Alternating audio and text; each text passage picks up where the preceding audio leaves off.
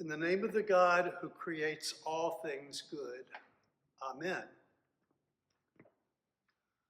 What's the most disgusting thing you've ever eaten? My Pennsylvania Dutch grandfather had some ideas about what parts of the pig were good to eat that I definitely did not inherit. Going to dinner at their house was always an adventure because often it was my grandmother's fried chicken or apple pie, but sometimes it was one of those Pennsylvania Dutch specialties, and my reaction was always the same: yuck. My former colleague, William Countryman, who's a New Testament scholar, thinks the yuck factor shapes a lot more of our attitudes than we sometimes think. Years ago, he wrote a book he called Dirt, Greed, and Sex. And he pointed out how much of what we think about what is dirty, whether it's wrinkled up dollar bills or bathroom humor or things people do with each other that we think sound gross or disgusting, it's really just a function of what makes us say yuck. But he also pointed out that most of the time we aren't satisfied with saying yuck. We human beings all too often make the jump from thinking something is gross, yucky, to thinking it's really bad. Not just because we don't like it, but because there's something about it that we think is fundamentally wrong. If you've ever tried to explain why you like sushi to somebody who thinks the idea of eating raw fish is unnatural, you know what I mean. And if they're religious, they may very well tell you that God never meant for us to eat raw fish or those parts of the pig my grandfather loved. And there's something wrong with people who do. Sometimes we even use the yuck factor to decide how we think about other people. It's easy to divide the world into people who know what the good Lord meant for us to eat, and the ones who are either too stupid or too careless or too wicked to know the difference between good and bad, and the really disgusting stuff. The yuck factor turns out to be one more way to divide the human race into us and them. I don't think any people in human history took the yuck factor more seriously than our Jewish ancestors in faith. They had really firm ideas about what made them say yuck, and more than that, they were convinced that their ideas weren't just personal reactions, they were part of the way God had put the world together. They believed that who they were as a people depended on keeping their relationship with God intact, and that meant taking their yuck reaction as something that was God-given. In fact, violating it, eating one of those forbidden foods, doing one of those forbidden things, meant you had turned your back on God. You had become tainted. You had become impure. You had become unclean. And when you're in a state like that, you've cut yourself off from God. You can't even worship. You can't even pray. You're like the prodigal son at the end of his rope, working on a pig farm and living on the leftovers and afraid even to go home. And the Jewish people used their sense of what was clean and what was dirty, what was pure and what was impure, to keep themselves to themselves, because their relationship with God depended on being who they were, and the yuck list of what was clean and what was dirty was really long, and it certainly wasn't rational. It only made sense in the light of the yuck factor. First of all, there's a long list of animals like pigs, and creatures like shrimp and lobster, and birds like vultures that are profoundly yuck. Eat a piece of bacon or a lobster roll, and your relationship with God is ruined until you fix it. But that's not all. Mix meat and dairy, and you're also on the outside.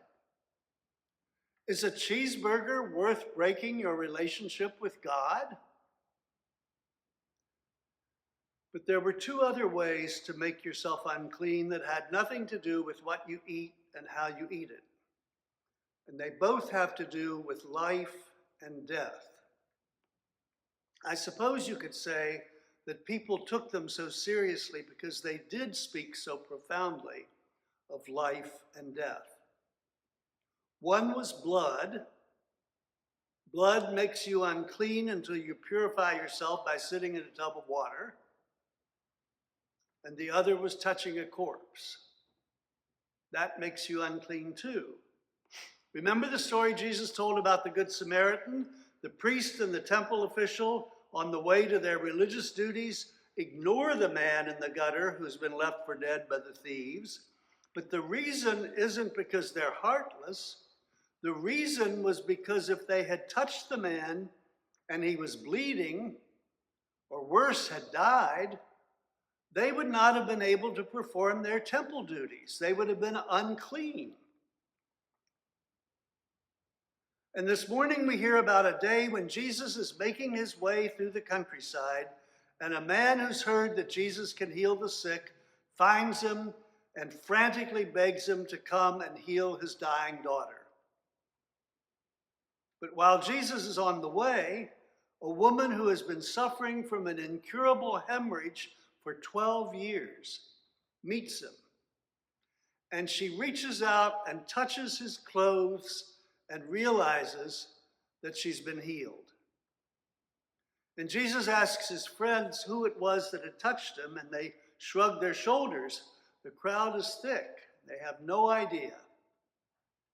But the woman knows. And she confesses to Jesus that she was the one who had dared to touch him, knowing perfectly well that if she did so, he would be unclean. And Jesus seems not to care. Instead, he gives her his blessing, and then it's time to go to the home of the dying child, except that she's already died, so what's the point? But Jesus refuses to accept her death and instead takes her by the hand and says, "Little girl, get up." And when she does, he suggests she might be hungry. Do you see what Jesus is doing in these two stories? Do you see what Mark is up to in telling them the way he does?